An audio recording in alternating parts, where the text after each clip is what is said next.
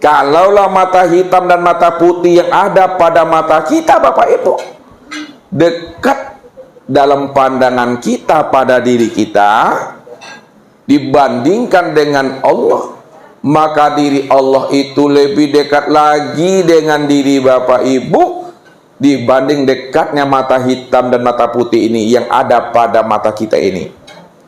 Kalaulah rasa dan perasaan yang ada pada diri Bapak Ibu itu dekat dalam pandangan Bapak Ibu, maka diri Allah itu lebih dekat lagi dengan diri Bapak Ibu ketimbang dekatnya rasa dan perasaan itu pada diri Bapak Ibu sendiri.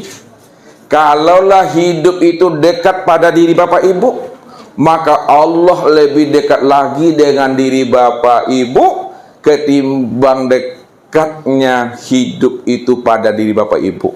Tapi kenapa manusia tidak mampu melihatnya Allah? Kenapa manusia tak mampu memandang Allah? Karena manusia ini selalu tertipu memandang bentuk dan rupa Bapak Ibu. Ya, manusia itu selalu tertipu memandang bentuk dan rupa. Contohnya, Ustaz beri perumpamaan. Ini contohnya contoh yang sudah umum. Ya, nah, lihat, dinaikkan channelnya sedikit Bapak Ibu.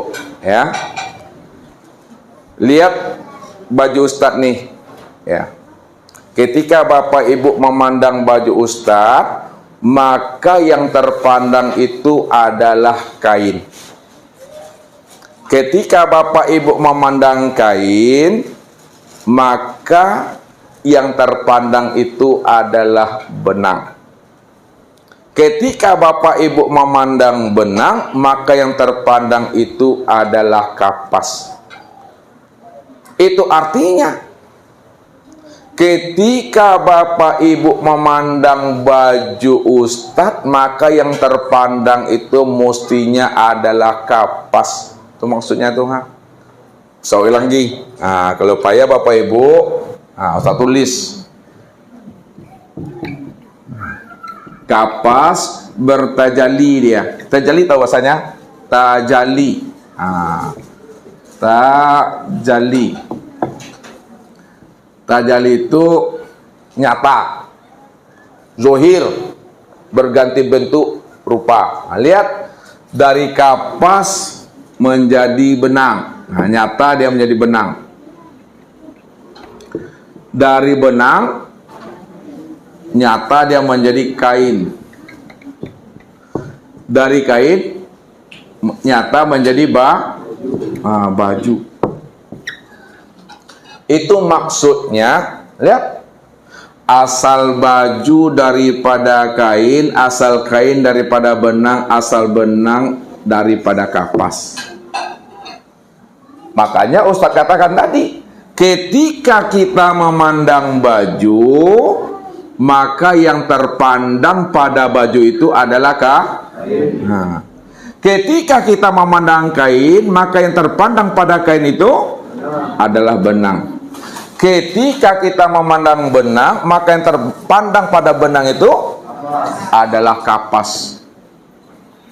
Kesimpulannya, nah, ini untuk memudahkan paham, ketika Bapak Ibu mampu memandang baju, nah, dalam pandangan batin, pandangan hati, ketika Bapak Ibu mampu memandang baju, maka yang terpandang pada baju itu sebenar-benarnya adalah kapas Bapak Ibu. Ini yang dimaksudkan oleh Nabi, Zohirun Robbi fi batni abdi. Nyatanya Tuhan itu pada pandangan hatinya Bapak Ibu. Kalau hati Bapak Ibu telah mampu, ya, menghapuskan wujud alam, telah mampu hati Bapak Ibu itu menghapuskan wujud alam dan wujud diri, maka ketika itu nyatalah wujud Allah pada alam dan pada diri. Itulah maksudnya Bapak Ibu mampu memandang dan melihat Allah pada pandangan hati, itu maksudnya. Tetapi sebaliknya, kata Ustadz, kalau kapas sudah betul-betul nyata Bapak Ibu pada baju.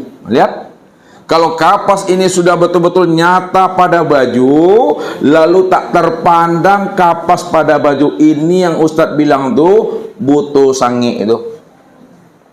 Butuh sange artinya sangat-sangat buta, betul-betul buta.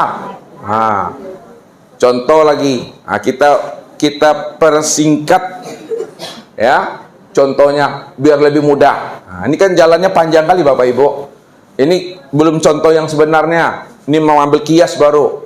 Ustaz contohkan yang paling simpel. Ini gelas Bapak Ibu. Tanggap gelas nih. Ya, kita anggap gelas kaca. Ketika kaca itu sudah menjadi gelas, ya, gelas ini asalnya daripada kaca. Ketika kaca itu sudah menjadi gelas, pada saat Bapak Ibu memandang gelas, maka yang terpandang itu adalah kaca. Siapa yang tidak mampu memandang kaca pada gelas, itu yang dikatakan butuh sange. Usah ulang lagi ya. Apabila kaca sudah nyata jadi gelas, lalu Bapak Ibu tak mampu juga memandang kaca pada gelas, maka disebutlah orang itu buta sange. Benar-benar buta. Atau maksudnya, inilah orang yang tertipu selalu memandang bentuk dan rupa.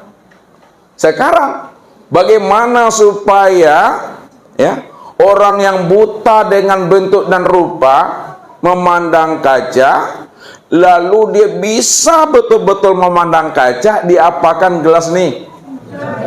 Dihancurkanlah bentuknya, dipecahkan rupanya sehancur-hancurnya. Maka ketika bentuk gelas telah hancur, rupanya gelas telah hancur sehancur-hancurnya, maka ketika itu nyatalah kaca itu yang sebenar-benarnya. Ini maknanya secara hakiki apa? Lihat, Ustadz bilang tadi, kebanyakan manusia tidak mampu memandang Allah. Padahal Allah itu nyata, Allah itu terang, Allah itu jelas, Allah itu dekat. Karena manusia itu kebanyakan selalu tertipu memandang bentuk dan rupa. Lalu bagaimana manusia bisa memandang Allah itu yang betul-betul nyata pada dirinya? Jalannya, hancurkanlah wujud dan sifatnya. Kalau sudah hancur wujud keakuan dirinya, sudah hancur sifat yang ada pada dirinya, yang dirinya yang merasa yang hidup, dirinya yang merasa yang melihat, mendengar, berkata, mengetahui, berkuasa dan berkehendak, telah hancur wujudnya, telah hancur sifatnya sehancur-hancurnya, maka ketika itu barulah terpandang dan terlihat wujud Allah itulah yang nyata, sifat Allah itulah yang nyata. Karena tidak ada lagi wujud dan sifat Bapak Ibu, yang ada hanyalah wujud dan sifat Allah semata-mata yang ada. Makanya Bapak Ibu sudah bisa memandang Allah pada segala yang ada, dalam setiap gerak dan diam. Itu artinya Allah itu segala yang ada, Allah itu segala yang wujud. Segala yang ada, segala yang wujud, itulah nyatanya wujud Allah. Karena Allah itulah yang ada yang sebenar-benarnya.